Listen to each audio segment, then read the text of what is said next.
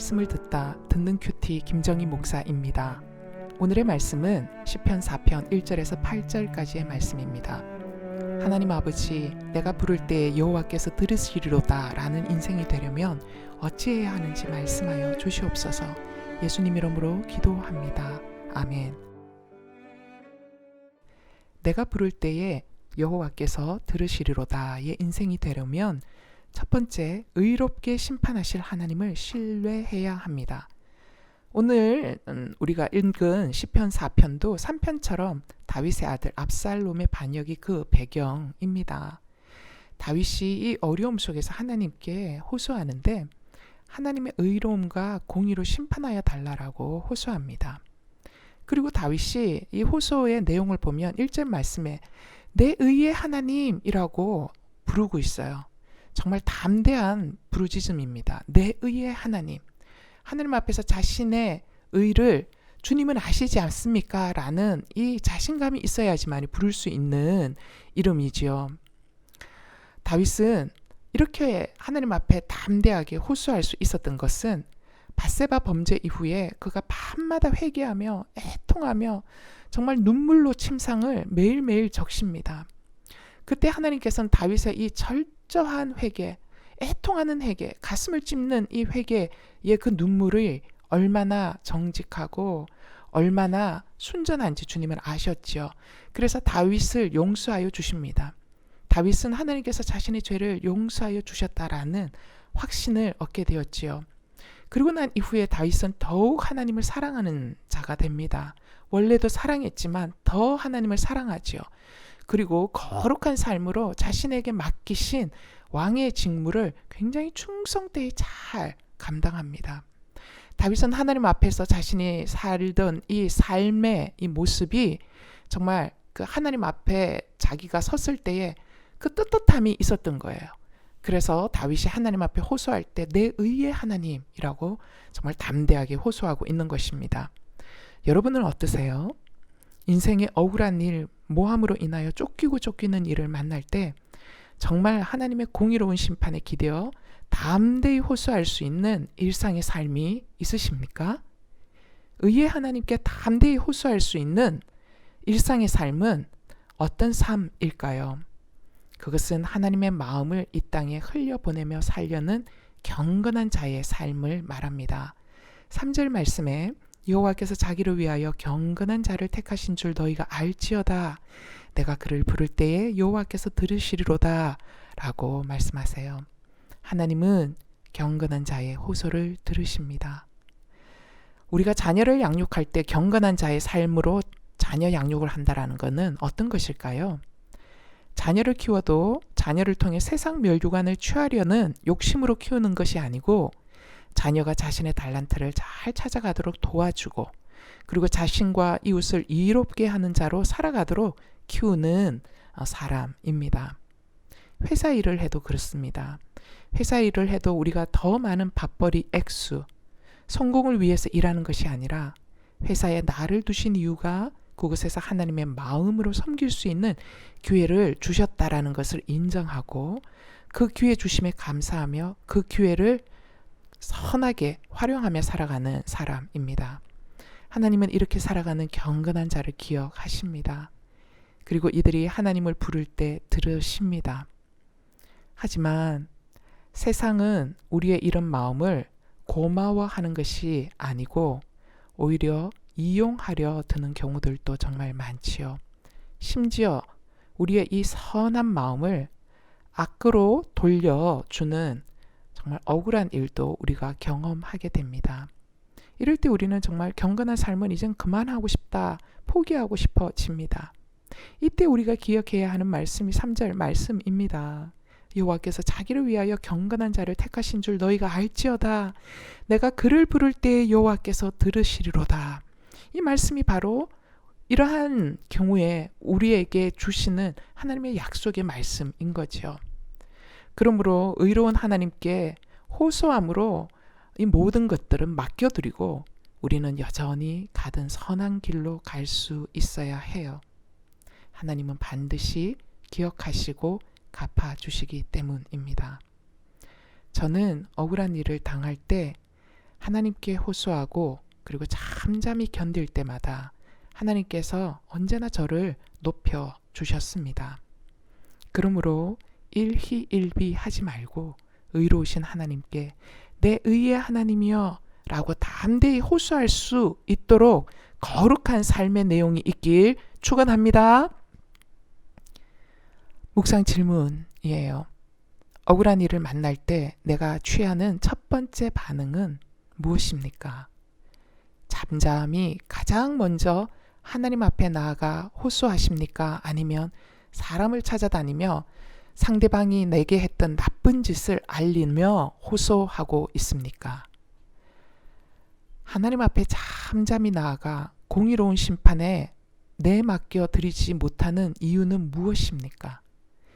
의의 하나님께 담대히 호소할 수 있는 경건한 자의 일상이 여러분에겐 있습니까? 경건한 삶으로 걷기 원하는 나를 오히려 이용하려는 사람을 만날 때도 계속 경건의 삶으로 살아가시겠습니까? 내가 부를 때에 여호와께서 들으시리로다의 인생이 되려면 두 번째는 의의 제사를 드려야 합니다. 4절에서 5절 말씀에 보니까 너희는 떨며 범죄하지 말지어다. 자리에 누워 심중에 말하고 잠잠할지어다. 의의 제사를 드리고 여호와를 의지할지어다 라고 하세요. 여기서 떨며라는 말은 무슨 뜻이죠? 일어나서는 안 되는 일이 일어난 것에 대해서 슬퍼하는 모습을 표현하고 있는 것입니다. 다윗과 함께하는 사람들이 다윗 왕이 당한 일 때문에 슬퍼했습니다. 다윗은 이들을 향해 미안하다. 정말 내가 너희들도 마음을 이렇게 다치게 이런 일이 일어나도록 만들었구나 라고 하지 않고 오히려 다윗을 위해 슬퍼하는 이들을 향하여 다윗은 범죄하지 말라라고 이야기해요. 도대체 무슨 뜻일까요? 도대체 무슨 의미죠? 다윗을 따르는 사람들이 혹여나 반대쪽을 향하여 미움과 적대의 감정으로 우리가 반드시 저 권자를 다시 가져올 것이다 라고 다짐하는 죄를 짓지 말라라는 것입니다. 오히려 지금은 잠잠히 내 안에 저들과 같은 욕심과 죄가 있지는 않는지 마음을 살펴야 하는 때라는 뜻이지요. 이를 위해 다윗은 의의 제사를 드리고 하나님을 의지하라 합니다. 여러분, 제사가 뭐죠? 제사는 죽임당한 제물이 제단에 올려져서 완전히 불태워지는 것입니다. 가장 믿었던 사람들로 인해서 당하게 된 억울함의 사건, 원통함의 사건, 큰 피해를 보게 된 사건은 나 역시 저들과 동일하게 욕보이고 싶고 헛된 일과 거짓을 꾸며서라도 갚아주고 싶은 마음이 수시로 일어나게 만들지요. 그러나 여러분, 이때가 바로 의의 제사를 드려야 하는 때입니다. 내 마음에 올라오는 원망과 미움을 제단 위에 올려놓고 완전히 불태워 올려드려야 하는 것이지요. 의의 제사를 드리는 데까지 우리가 나아가게 되면 7절 말씀의 은혜를 우리가 경험하게 돼요. 7절 말씀이 뭐죠? 주께서 내 마음에 두신 기쁨은 그들의 곡식과 새 포도주가 풍성할 때보다 더하니이다 라고 하는 이 말씀의 은혜가 우리의 삶 가운데 경험되어집니다. 저는 정말 예전에 저를 너무도 고생스럽게 만든 가족들 모두가 정말 미웠어요. 다들 자신들 편하게 살겠다고 집안 식구 하나 돌보지 않고 나에게만 다 던져놓고 도망가 버린 형제들이 너무도 미웠습니다.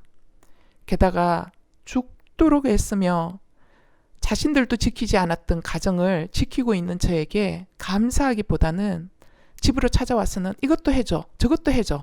너는 이거는 왜 안 했니? 이렇게 이야기하며 더 많은 요구를 하는 형제들에게 정말 원한이 생길 정도였습니다. 그러나 제가 주님을 만나고 난 이후에 제 마음 안에는 원망과 미움이 사라졌습니다. 서러움이 폭발할 때마다 주님 앞에 가서 마음을 쏟아 놓았기 때문입니다. 그리고 아예 내 인생을 하나님이 기쁘게 사용하실 수 있도록 제물로 아예 드려버렸기 때문입니다. 제가 그냥 우리의 가정의 이 모든 짐을 내가 십자가를 지겠다라고 스스로 그냥 이것을 그냥 믿음으로 받아버렸기 때문입니다. 정말 수십 년의 세월이 지나고 난 뒤에 지금은 친정 식구들이 함께 모여서 만나면 저에게 이렇게 얘기합니다. 다른 사람은 몰라도 너는 화를 내어도 괜찮다라고 얘기해요. 너가 제일 많이 고생했다라고 합니다. 하지만 저는 화를 낼 것도 없고 고생했다 생색 낼 것도 없습니다. 왜냐하면 억울하고 원통했던 모든 시간들이 오히려 내 자신이 죽는 연습, 내 자신을 드리는 연습을 할 수 있었던 시간들이었기 때문입니다.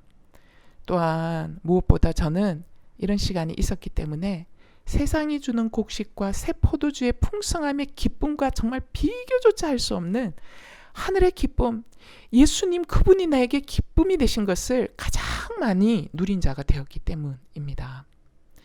그러므로 여러분, 내가 죽는 의의 제사를 드리는 것은 결코 손해가 아닙니다. 여러분 억울한 일을 당하셨어요? 기회를 얻으셨네요. 우리가 억울한 일, 믿었던 사람들에게 배신당하는 가슴 아픈 일을 만나지 않았다면 우리는 그냥 종교적 예배 정도로만 드리는 수준의 사람밖에 못 되었을 거예요. 그러나 억울함과 배신의 상처의 일이 있었기 때문에 종교적 수준의 예배를 드리는 사람이 아닌 진짜 나 자신이 죽는 의의 제사까지 드릴 수 있는 사람이 될 수 있는 것입니다. 여기까지 우리가 갈 수 있어야 주께서 마음에 두신 기쁨이 무엇인지를 우리는 경험하게 됩니다. 이 기쁨은 하늘의 기쁨이고 예수님의 기쁨이고 빼앗길 수 없는 기쁨이고 앞으로 어떤 일을 만나든지 내 믿음이 흔들리지 않도록 하는 기쁨입니다. 묵상 질문이에요. 일어나지 않았으면 했는데 일어난 가슴 아픈 사건이 있습니까? 이 일로 인해 슬퍼하며 애통하는 내용은 무엇입니까? 상대에 대한 서운함과 분노입니까? 상대의 죄에 대한 중보의 눈물입니까? 나를 배신하고 상처 준 사람의 완악함으로 인하여 분노만 하고 있습니까? 내 안에도 같은 완악함과 이기적 마음이 있었음을 잠잠히 들여다 보실 수 있습니까? 원통하고 억울한 일로 인하여 내가 드릴 수 있는 의의 제사는 어떤 것입니까? 저의 경우는 제 힘으로 할 수 없었기에 비통하고 서러운 마음을 십자가 앞에 모두 쏟아 놓았습니다.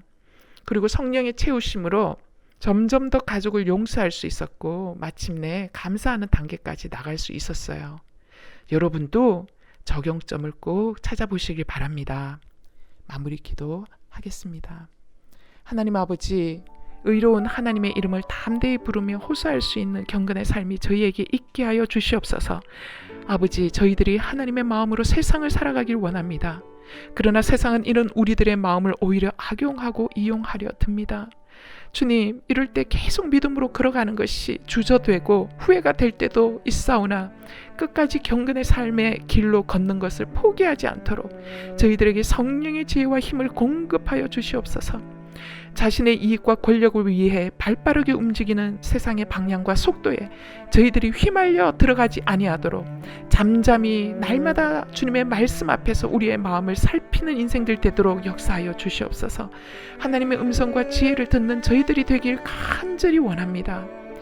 사람들의 말이 이 나라의 미래가 안 보인다, 과연 우리에게 선을 보일 자가 누구냐라고 합니다. 여호와여, 주의 얼굴을 들어 우리에게 비추어 주시옵소서. 주님의 얼굴이 우리들의 죄로 인하여 외면하여지지 않기를 원합니다. 주여, 이 땅에 사람의 생명보다 한 사람의 인격의 소중함보다 돈이 가장 존귀한 시대가 되어버린 것을 회개합니다. 무엇보다도 내 안에 돈을 사랑함이 일만하게 뿌리가 되었음을 고백하오니 용서하여 주시옵소서. 우리가 오직 주님을 의지하고 사랑하기에 우리 자신의 욕심과 욕망과 이기적인 자아를 번제단 위에 태워드리는 의의 제사가 드려지게 하셔서 이 땅이 다시 회복되고 살아나서 젊은이들이 꿈을 꾸고 비전을 품는 나라가 되도록 역사하여 주시옵소서. 오직 우리를 안전히 살게 하시는 이는 여호와 한 분뿐이니이다. 우리 주 예수 그리스도 이름으로 기도하옵나이다. 아멘.